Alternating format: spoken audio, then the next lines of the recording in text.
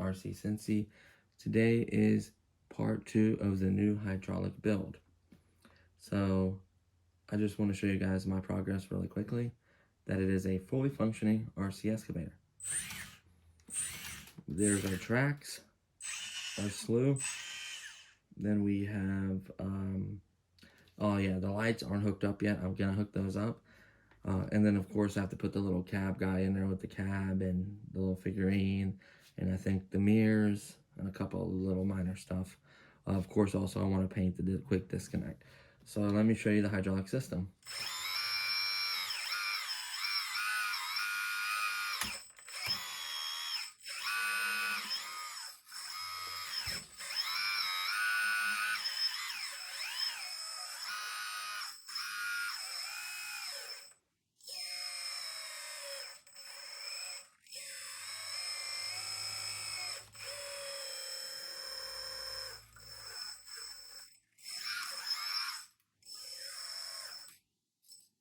So I wanted to show you that it can go fast and it can go very, very slow. It still has all of the mixing from the original 336. It's using the same brushless ESCs, same receiver, same everything. Now, the way I have mine connected and all hooked up, I did have to change the channels around. I went from mode 2 to mode 1 because the channels were in the right areas. And then I adjusted some stuff looking at the screen that shows you what channel is currently working. So I went through and kind of figured all that out. Wasn't too big of a deal. That's your best friend, that screen is. It will show you what channel is working, so you'll see if it's in the wrong position or whatever control you don't like.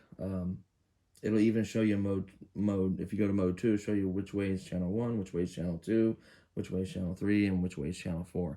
So it's very easy to figure that out and select what mode you like or stick with mode 2. It's just a matter of the positions of where the channels were, at least the way I plugged them in. So it was important before to take notes and to remember where to plug in ESCs, all that fun stuff. I had a little cheat sheet. So that was all in part 1. And then, yeah, so as you can see, it's very, very slightly, not even a millimeter. The lid's popping up, not even a millimeter. I am going to address that. It's not a big deal at all. It's one of the longer hoses. Runs is basically kind of going like this, and then when you put the battery, it kind of springs the battery back up. Not a big deal. I can easily address it. So let's go ahead and turn everything off. And we should be able to actually, you know what? I'm going to turn this back on and turn it to get to some of the screws. I did not put a ton of screws in. It usually takes 7 to hold this lid on. I put on, I think, like 4 on all 4 corners. At the time, because I knew I would have to remove it again, and I don't want to have to do all that.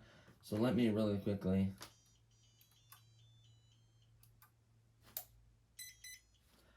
just lift this boom up a little bit, and let me also turn to about, which one was it? It was this one. About right there should allow me to reach all the screws. So what I'll do off camera is I'll just get my 4 screws out. We'll take this lid off, and I'll show you the entire hydraulic system, how I got there, what I did, modifications, so forth and so on. So here we go. Okay, so we removed the lid. And here is the entire hydraulic system that I did. It wasn't too bad, honestly. Just a matter of getting everything fit. This one right here is one of the loops I'm going to work on. I feel the rest of these could go flat. This is the only one that is high, that is not bending all the way down. So it's causing the battery just to ever so slightly pop up. By cutting this one and getting it with an angle somewhere, I'm probably going to do like an elbow somewhere here to just kick it straight across instead of having that big arch. So that's the one that's kind of pushing up the battery. This one easily lays down. That's not an issue. The rest of these aren't an issue. The lid goes right on. There's the connector. These wires are just tucked there. You can see the receiver right here. The original ESCs are still in place. Here, I'm going to grab it really quickly to talk about a few things as well. So I chose to go with 4mm. There's a reason why. It's actually kind of important. So 4mm is the standard for all these pieces I got. I swore I could have seen somewhere on them saying that it can hook up to 3mm. It would be almost impossible to slide on there. I had a heck of a time just doing 4 mil. I really don't believe that. I don't think you could use it, honestly, in my opinion. And I have never seen yet, at least, a 3 mil to 4 mil adapter, which is very unfortunate because that means that you have to literally remove all these lines, drill the holes for these guides bigger, and replace all these fittings. And I have a problem with these fittings that I don't like. They're very, very easy to break. I have some over here somewhere. So I think I'm pretty sure I threw one over here to demonstrate how easy it is to break. So you see this one? This is one of those fittings. Come on, focus. Focus, people. This is one of those fittings. And you see how short that is? It broke off into there. Now, luckily, you can use like a really, really fine tip. I have it over here. A really, really small, fine tip. Put it in the hole and just slowly unscrew. And that piece of metal that breaks off unscrews. I had some of those over here as well to show you guys. But there's like a pile of stuff right now since I'm in the middle of the project. And it's not very neat. I apologize.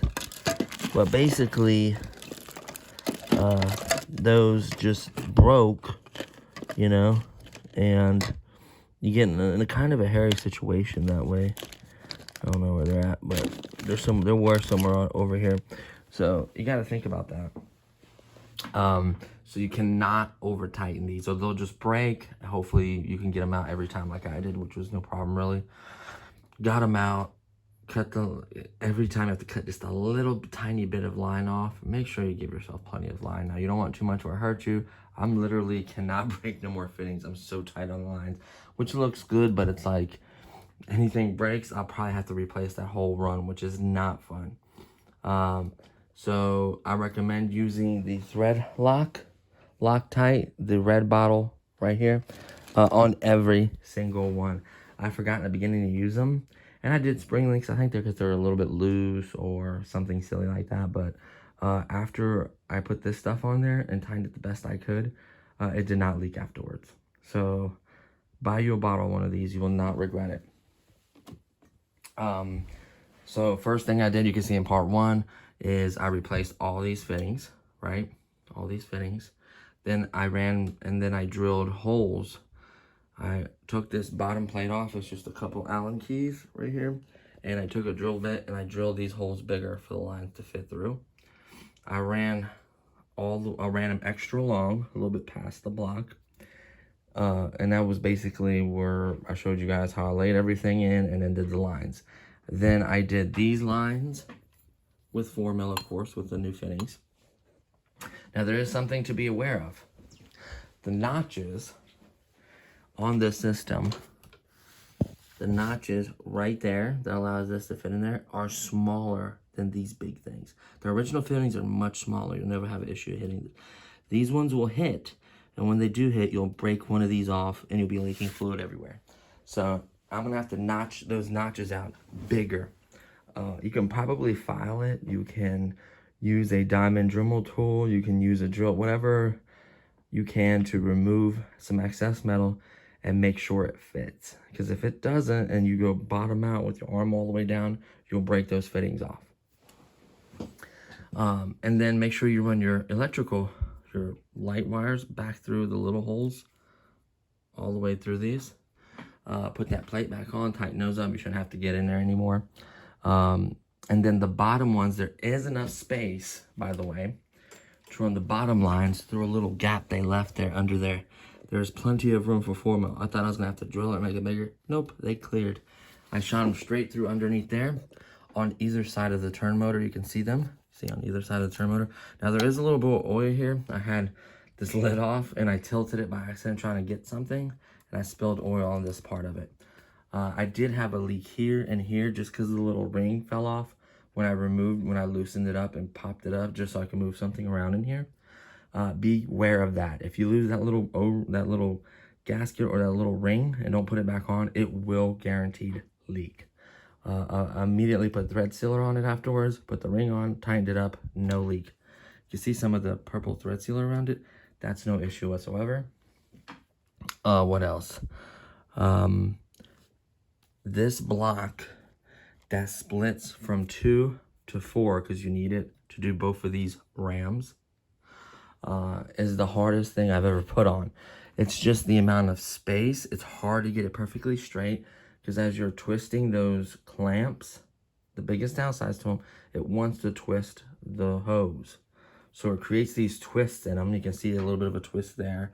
Like, even in the short runs, everywhere, if it's not planted or screwed onto something, it wants to twist. So be careful twisting it, because you'll get things on the twist and the bind and stuff. It's kind of the same things going on with my pump. I found out that the pump will not hit if you turn it sideways. It will fit. One of these runs is a little long. I'm going to try to replace one of these with a shorter piece. This just barely hits, like it hits the cab, because the cab's about right here. There is a cutout in the seat. If you ever pay attention in here, there's a cutout for the seat as well. And you can cut all this back of this out, which I plan on doing, by the way. So I plan on cutting some of this, at least this bottom part right here. And I would plan on shortening this, getting the pump closer back this way. This is all the way up against this. It's kind of seated in there. You can see this is not going anywhere. The pump isn't going anywhere. I have not yet tapped any screws into the metal bottom of the doghouse. I have not tapped into anything ever. The board already had the mounts for it. The ESC lays in there. Everything else kind of seats in there. So I was very fortunate. Like I said, this is the only problem one right here, which I plan on fixing with an elbow. So an elbow is these fittings right here. To be 100% with you, to be 100% honest with you, I can see why folks love these blue fittings. They're even sold on Amazon. So I'm using a fitting right there because I don't have 3 connections to my tank. I only have 2 inlet and outlet. And I have 2 inlets that need to go to the tank. So I just did one of these. It handles it fine. I have not had one of these ever leak on me. So that's good. I never had like this part leak. I've only had like whatever they screw into, like here, but I tightened all of them.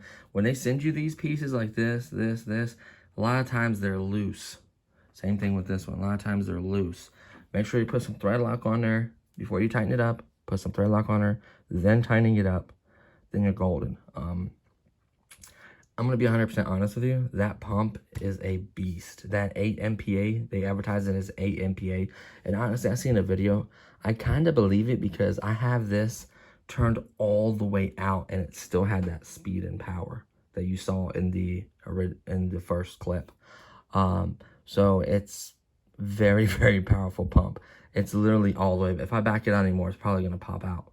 That's probably as far as I'm going to back this out. Now imagine the power, the increase it can have. Yes, there's hydraulic fluid from when this one got caught on the frame right here, the bottom one, and it broke off and it sprayed it here. This one has leaked when I broke it off and it sprayed onto the bucket in this. So anytime like that happens, just grab rags, just be ready.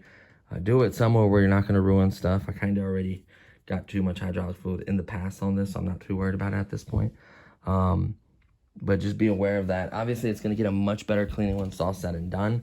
It's just a matter of just taking your time and cleaning all that fluid off. It just gives it really a shine to it. But yeah, of course, there's still a couple of accessories, like I mentioned, the mirrors, a couple of little things. The tank is nice because it's mounted where it needs to be, so that's not moving. The turret's fine. The lights, all I have to do is reconnect it back to the light module, which is right here.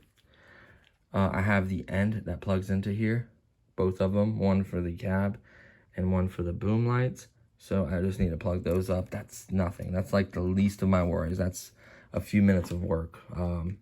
That's not what I'm really worried about. And these are the wires here, so they're all kind of tucked in at this time. So it all looks really clean when you put that lid on. It looks very, very professional and clean. Looks just like, just like I bought it from the factory, honestly. And that's what I wanted. I wanted to keep its scale integrity especially with this lid and having the fluid come in the same way. It was golden. So for this project, in the first video, I listed all these components. AliExpress, I had this in here. I had the pump. I had 4 meters of 4mm line. I had the T in there. I had this block that splits from 2 to 4. I had the pressure valve. And I think I had 2 T's, but I'll also include these right here because they've been really nice. So what I'm disappointed about is I thought I ordered a blue T. If I had a blue T, I could literally just disconnect these and just put the T here and just push these two closer together, getting the pump further in the cab, and it would be a piece of cake. Now I have to undo this line, move it in. It's gonna be a pain in the butt because basically you have to have enough room to slide one of these sides over, push it in, heat it up, push it on, and then move this and then tighten it up. Like, that is a hard short run to do. I can see why folks love hard lines now. If you can have hard lines made, or you know someone that can make hard lines, that is one of the better ways. Obviously it takes a skill and it's harder. So I honestly thought, I should have listened to my gut. I honestly thought I would need 6mm connections. I have a bunch of 6mm connections that I cannot use now. You don't need 6mm. If you set up your hydraulic system correctly, you do not need 6mm whatsoever. This one has 0 issues. It has more power than it can handle. So, and it does not starve itself or gets blockages or anything because it's literally due to this. This allows, I'll show you the system here in a second.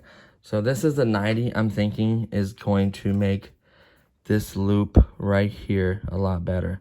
So I'm thinking I'm going to go 90 from here, like really low, close to the thing, and then shoot it like that to it. Or maybe I can use the 90 on this side. Hold on, sorry, I'm doing this one-handed. Maybe I can use the 90. Which one is it? This one. So it's the bottom one. Maybe I can angle it and shoot it out this way and have it come around. I just need to get rid of this really steep, tall arch. The battery barely fits. I mean the lid was up like a millimeter like that when I closed it. You know what I mean? It's not too big of a deal. It's also resting on top of this. I don't know where I can move this, right? Because everything's so tight right there. There's literally like, there's nowhere for me to move that at. Like, it's on top of the ESCs and everything. This can't go any lower. And the crazy part about it is I thought this came with a gauge. A gauge is supposed to be able to screw into here. Of course, it did not. You have to buy that gauge separately.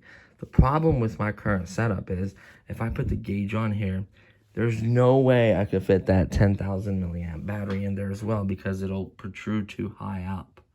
So that's something to think about. Maybe place this further over to here along this wall straight. But like I said, it is extremely hard to do these runs. Keep them straight and get them where you want them to go. It's not the easiest dealing with hydraulic lines and fluid. I thought it was much easier. I understood the principle of it. Maybe I didn't explain it as well. But I've been around heavy equipment for over 20 years. So I understand the principle, how you're supposed to use them. And, you know, RCs, I guess, are a little different. But I understood the principle. So what else? All the runs kind of go around that. That's fine. You can see no kinks. No kinks anywhere in my hydraulic system. You do not want a kink. You get a kink in, it's going to restrict flow and cause problems. I know these are not perfectly straight. That'll bother someone. I don't care. As long as they get where they need to get going and they're not leaking. You can see my decks are dry. It is not leaking anywhere in here. This system is good to go.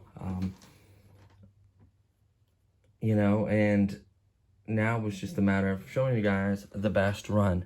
So I had a few difficulties. I'm going to try to keep this video kind of short. I had a few difficulties. I did not know which one's inlet and outlet for any of this stuff. I'm like, well, how do you do this? Well, it all starts off your pump. There's going to be one running to your pump, and then everything's going to be sided from there. If you go to what is it, AliExpress, and you order this pump, it has a picture. It tells you which one's inlet and which one's outlet. That is the most important thing because what this allows you to do is establish the flow. So on mine, the one I have, which way is it facing? The side that has the screw holes that screw in from underneath to mount it, this left side of it is the flow. So as you can see, this is the outlet, and that side was the inlet. I got one coming directly from my tank with a straight, not an elbow, a straight one, going straight to the pump. That is the inlet to the pump. The outlet is your pressure. So it creates pressure, goes to a T. It feeds the block, which is very important. And it also feeds this pressure valve, which is just as important. What will happen is hydraulic fluid will go in, come here, it'll hit, I'll do the pressure side first. It'll hit the T, pressure will go to this. You'll set your pressure, increasing it by screwing it in, decreasing it by screwing it out. Whatever pressure you set it at is how much is going to return back into your system. Why is that so important is what you'll get what's called blockage. Let's say this pump is only connected to this. It'll just flow hydraulic fluid to this. But if your valves are not open, it's just going to restrict and cause heat and all kinds of issues. Your pump will basically burn itself out is what it'll do. It needs a constant flow of fluid circulating. The T allows this to split off two different ways, go to your block and sit there in your block, right? Until it's time the valves to open. This will allow whatever pressure you have set at. So this will allow, if you wanted at 2 MPAs, 1.5 hypothetically, 2.5, whatever it is, once it gets that pressure, the remainder of the fluid will go back to this Y right here, which will go back into the tank. Whatever comes off of this one will go back to the tank as well. So when you open these valves, it'll return back to the tank. When you open these valves, it'll go to the cylinder, and then as you can see, it has one in, one out. And then when it returns, it'll go back to the block, from the block back to your hydraulic tank. So hopefully I explained that good. So it flows from the tank to the pump, from the pump to the block, from the block, whatever valve opens goes up, there's an in and out, comes back, returns back to the tank. Now let's say you don't open any of these valves. It's sitting there building pressure. It gets to the pressure desired you set it at. The remainder of the fluid goes back to the tank. That's why you need another. I would recommend a Y in this case because both of these are going to be flowing the same way. So I think a Y would be best for it. You could technically do a T, but I feel like Y would be the best flow pattern.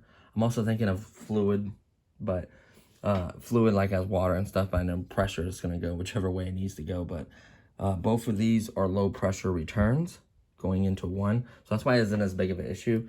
This 4 mil, if it was 3 mil, I could see it having some issues. 4 mil is a little bit bigger in the inside. The diameter of the inside is what really matters. And it works just fine. See all my connections? I'm trying to get up close to show you everything. These weren't that fun. You just gotta work. Like maybe do all your bottoms first, or do top, bottom, top, bottom, top. Like figure out which way you feel comfortable getting in there and being able to twist these. Make sure these are all tight before you put the lines on. Don't be afraid to unscrew these very carefully and without losing the washer and putting some thread lock on there. You're only going to do yourself a favor by doing that. But that's basically the hydraulic system. I stole that. I didn't steal. It reinforced that idea off of the one behind me. I just don't have as many. You can also pause it as this diagram right here. You can also pause it really quickly if it helps you out. So you can see this one starts out from the tank to the pump. The pump goes to the T there because it goes to a 4-way. I only do a T because I don't have 2 different valves. I only have one.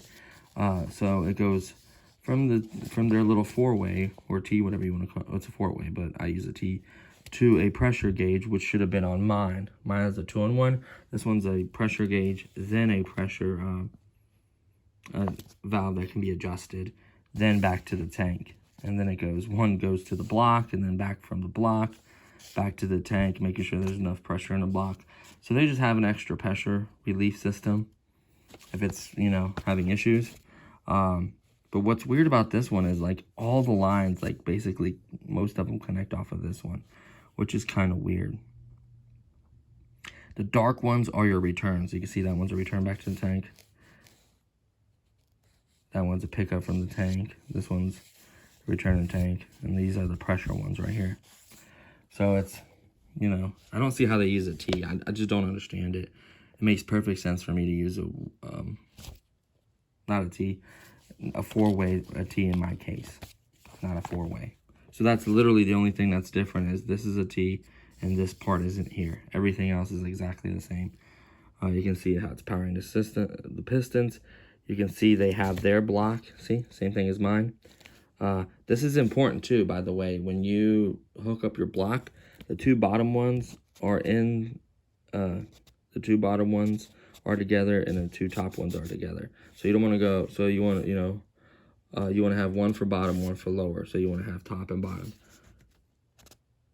But one of these feeds to bottom, this one feeds two tops. Just remember that. That's important right there. Take a picture of that. How to connect your block, your 2 to 4, splitting 2 to 4. This is how you do that. And then obviously all your rams. So, and this is the controls, how they have it set up. All their powering, this is their full schematic for the power. The system, how they hooked it up. This excavator has so much more stuff than the other one's. Not even funny. Just the way it's ran and everything. I really, really like that one a lot. So that's really it. It's not that, it's intimidating, and it is a little bit of hard work, but it's easily achieved having the right, as long as you get a good block, you know what I mean? Get a good block, get plenty of hose, get the T's or these fittings, however you feel comfortable using. Honestly, if I would go back, I would do a plastic T here, because it would literally slide on here and into there, and that would come in further. That would have, like, of course it would be a T, but I'm just giving you an example. Like a 4mm T would work so much better there. I do have this one for 4mm, but the problem is it has 3. I don't need 3. I only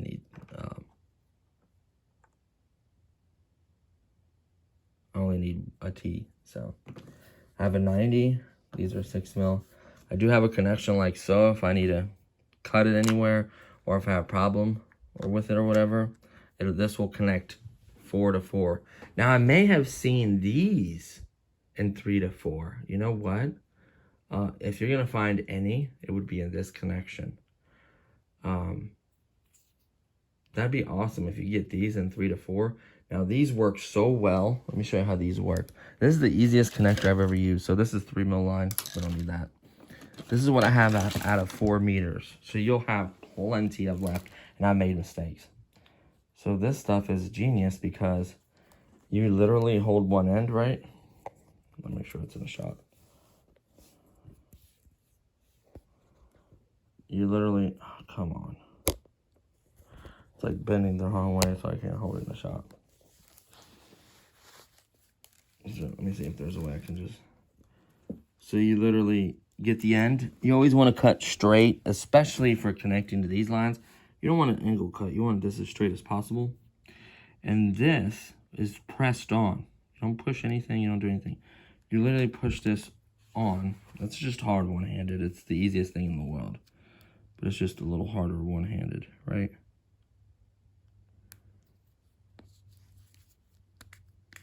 You can see when you push it all the way, because that goes in and just release it. That pops out. That's how it locks. Now you can pull on this all you want. It will not come out of there. To release it, you just push in and pull up. And that is how you release it. See that? I did it one-handed. So these fittings hold quite a bit of pressure. It says it only holds 190 or 200 or something. It holds more than that. I've seen these fittings on a bigger one. Obviously, this one only runs like, I think, 290 PSI bar 2. But I've seen someone build a 110 scale excavator bigger than this using fittings just like this. And he had it on his carpet and he had no leaks. So obviously he trusted those fittings. Obviously you test the system outside or just put it all together and you can test the system. The cool part is I could, if I had all these fittings, I could have literally used just these, and I could have used fittings, you know, whatever fittings, and I could have just disconnected it, pulled the system out, connected it all, tested it outside, make sure it worked, disconnect it, put it back in, reconnect it, and it's done. And then reconnect it to these lines as well.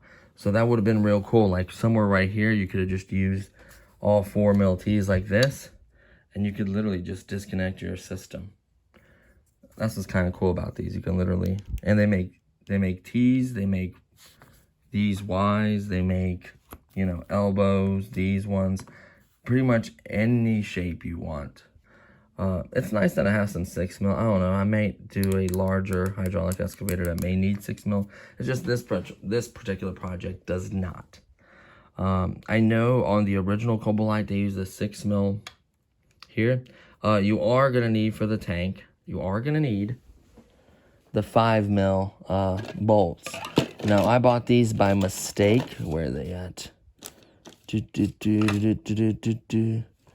I bought these by mistake, and I'm glad I did buy these, because these are actually the ones this uses, and it will connect to the tank. So you can see these are just bigger threads. See how big those threads are? Those are 5 mil. 5 to 4 is what it is. 5 mil, and then 4 on this side. And what I did is I stole a straight off of this one right here. See that one right there? I stole the straight off of it, and I took the elbow off that one and put it there. So you have to buy the elbow ones, and then once you get this pressure gauge, take the straight one that's there, put an elbow right there, and that way you got your straight one for your tank, so you don't have to order another set of straight ones like this. They're very cheap. The shipping is what gets you, honestly. But yeah. And then obviously you're gonna need all the original internals, like, you know, the board, the ESCs, the receiver.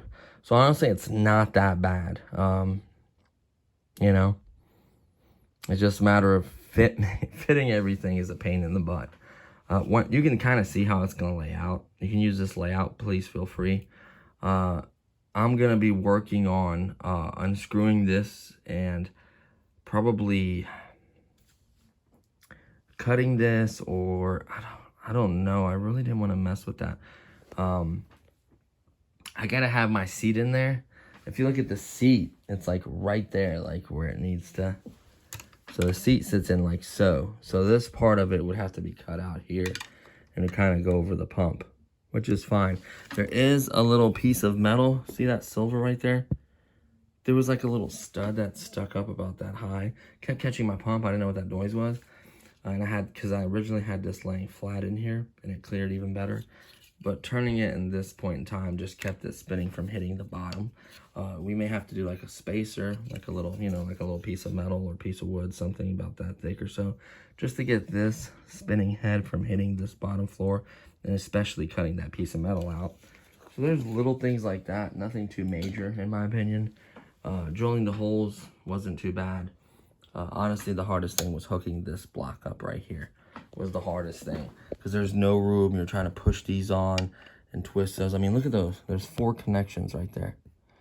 There's 4 connections right there. A total of 4 of them. Remove this red to the side. There's a total of 4 of them. That was not fun at all. So there is that. But yeah, so really the rest of it is just a matter of hooking up lights, getting this moved in so I can put the cab in, putting the cab lights in, just little stuff like that. I'm not worried about anything shaking or rattling. There's nothing that really moves on this. I could drill holes somewhere in the bottom and then screw these in and all that. I might do that later on. Honestly, I really don't care. It doesn't bother me. Once you put that lid on, it's perfectly fine. Yeah, you're probably like, well, yeah, you should drill holes, do this, that. Yeah, you're probably right, but I just want to see this thing running. I was really disappointed when that happened and it was down for so long. I'm anxious to get this out there and dig. I have not dug with this yet because I wanted to get everything figured out. I think it's going to perform really well. By the way, I put the controller on all, for the sub trims on all zeros, and it does not drop or move. It is solid. So I'm extremely happy with that. The original one had like minus 100, minus 50. It's like they didn't center the servos before they put the block, connected it to the block. So this brand right here does. So it's not the cheapest block. I think it was like $92 or something like that. Honestly, all the parts, I bought extra parts that I'm not using, like the radiator, the filter thing, these ones, this, that. I probably could have got away with $340, $350 in parts, honestly, delivered to my door with shipping and everything. Actually, even lower, because it was $340 with these 3mm disconnects right here. And these are $15 a piece, and I bought 8 of them. So that was a huge cost. Now this is going to be for another project. These quick disconnects are really nice. It just sucks that they're only 4mm. I wish you can like adapt that. You might be able to screw how that screws in. Is that all that is? It's just threads on either sides. I don't know. But yeah. So that's only for 4mm for attachments. So if I could find like a 3 to 4mm adapter, I'll let you know, because I would love to run in the future on another project or something like quick disconnects like that. That would be cool. So yeah, that's pretty much everything. So honestly, I think you can pull all the parts I listed. If you add them all up, I'll add them up with standard shipping and everything. It should be just right around 3 something. Probably below that, actually. Probably like 3 and some change. So I think that's a great deal on getting your hydraulic excavator to run again. Obviously, you're going to need hydraulic fluid as well.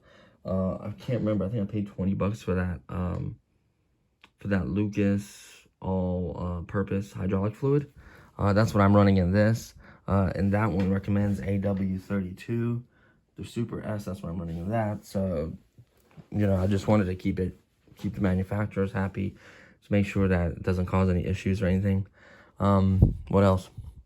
Like I said, turn motor works great. The tracks, everything is perfectly fine. So it's technically a fully functioning excavator right now. Just a few minor details. I didn't even use the tank. So that tank's another like 20, almost 30 some dollars with shipping. So really, you can be under $300 for this build. In this video, what I'm going to do is list everything you need. And I think we could be under 300. That would be insane. Yeah, because this was 92. This was like 50 something. The line was pretty cheap for all that line. The T, this Y, like, and the pressure gauge and the distribution block. Yeah, you can easily be under 300. That would be insane, though. Replacing the whole hydraulic system. And then these fittings as well, obviously, the ones that adapt to that 3mm right there. So yeah, that would definitely be under $300. So yeah, there you have it. I mean, it's pretty much done. I just got some tinkering and stuff to do, honestly. But this is how I put it together, and it should work for you. Just watch the distance on this. Keep it short so you can keep the pump closer in, so you ain't got to mess with customizing the seat or having to redo this like I have to. Make sure this loop, like, don't be afraid to buy some of these and like a 90 and an extra T for this. I think that would make my life a lot easier. So keep that in mind if you want to make it a little bit easier on yourself. And that's really it, man. This is pretty much done. I'm gonna revisit part 3. It's just gonna be finalizing stuff, touch up, doing a final clean on it, putting the mirrors, everything, shorten this up a little bit, putting the cab in with the guy. Making sure the battery lid closes perfectly besides that 1mm gap, which is driving me crazy. Like, it's really going to be ready to go. Hooking up the lights, obviously. So there isn't much left in part 3. If I could find anything else to save you guys trouble or anything to adjust, don't forget to cut out these bottom pieces wider, these gaps right here wider for these bigger head fittings. Now, if you didn't change these fittings and you're running 3mm line, you don't have to worry about that, right? And I will look, when I put all these parts in here, I'm going to put everything in the description, the block, everything, just what you need. I'm not putting in the radiator. You guys got to think I got radiator also. Also got a filter cartridge. Also got a bunch of other little things. So you really don't need any of that. I just wanted it to, you know, tinker a little bit. So yeah. So I'll make sure to put everything, you just bare minimum, and this video will be bare minimum. We'll add that up. I'll put a total price at the bottom. And then I should be publishing the video soon. I just literally got back from my dentist not that long ago. I had to take a little nap. My mouth was completely numb, so I would have done it sooner, but it's just been a little crazy today. So I am back at work, so I'm not going to have as much time to do things. I'm going to hopefully finish this up. Just even if I got to move this later on, I'd like to throw the lid on here and the battery in here and just do a first dig with it, see how it performs. That's important. See if anything like blows out or something from digging. That's why I really don't want to mess with too much more, like hook up the lights, and that stuff doesn't even matter. I don't even use the lights, honestly. Just getting the cab back in for my scale digging is the only thing I really have to do technically. But we'll see about that. But get a dig video for this. I got some batteries charged up for it. So we're going to try to get the dig video for this published. And then we'll try to get its first dig for this one as well coming up soon. So definitely be part 3, finalizing some stuff. Maybe part 3 will be testing. We'll have to see. So that's going to do it for this one, guys. Hopefully this helped you guys out. You know, just take your time. Like I said, the most important thing is the pump, which is in and which is out. Once that's figured out, you're golden. Everything else you can just kind of run in that manner, you know. So yeah, there you have it. I don't know how much fluid is in here. This gauge is so like notorious for not giving you an accurate reading. Like, I don't know how they set that up, but it's like, yeah, it fibs a little bit. So I may be removing this lid just to see how my fluid is. I'm probably gonna also be flushing as well, because I don't know if there's debris or what's in that fluid or the condition of it, really, to be honest with you. Once I had it working, I just popped the lid on. Maybe after I do the first day, I'll check the condition of the fluid, see if there's any metal issues or any debris issues in this one. That'd be interesting to see. Or maybe from previous tank. I doubt I cleaned the tank pretty well. So there you go, guys. There's the 336. Just keep working at it. Take your time. Feel free to ask me any questions or anything. I will be doing just a in-depth hydraulic video. I'm just completely beat today. Maybe like literally having a diagram printed out. Maybe leave a link for it you guys can print it out. But it's not bad at all. At least for this build, it's actually pretty easy. Just keep in mind, do not skip out on the pressure gauge. Not pressure, the pressure valve. The gauge can technically be skipped out on, but it'd be nice to have that as well. And then you can see how much pressure you're running, and if it's causing, leaks can be caused by too high of a pressure, by the way. So keep that in mind as well. So mine's literally backed all the way out, but I'm still curious what kind of PSI it's running, because it feels just as peppy, if not more powerful than an original. So I'm curious on that one. And then obviously when I do some testing, I can increase it a little bit and see how it does. If it starts leaking or having issues, I'll honestly let you guys know. So that's going to conclude this video. Stay tuned. Hopefully this weekend I can shoot that more in-depth video. I'm just exhausted from the dentist and everything. Hopefully this shared a little more guidance to you guys. Just keep in mind doing these runs. You know, don't be afraid to buy extra, you know, T's and Y's and elbows to help, you know, make angles much sharper so the wires are cleaner. It's just a matter of running it right and taking your time. I honestly did rush it. I'm going to be 100% honest. I rushed this. I did part 1, and then part 2, I saw that I was close, and I kept rushing. Oh, I could finish this, kept rushing. And I spent, I think, like 3 or 4 hours that day just in here just going crazy on this thing. And it paid off, but it's like a little too much. You know, I could have taken my time, make this look a little cleaner as well. That's another thing that bothers me, because I am kind of OCD. But it doesn't leak, and it works. So, and the lid goes on, you can't see any of this. So it's not a deal breaker for me. Just minor touches, and it'll be there. So thank you guys so much for watching this. Don't forget to subscribe. I truly appreciate it. Give this video a thumbs up if you enjoyed it. And I'll see you on the next one. Peace.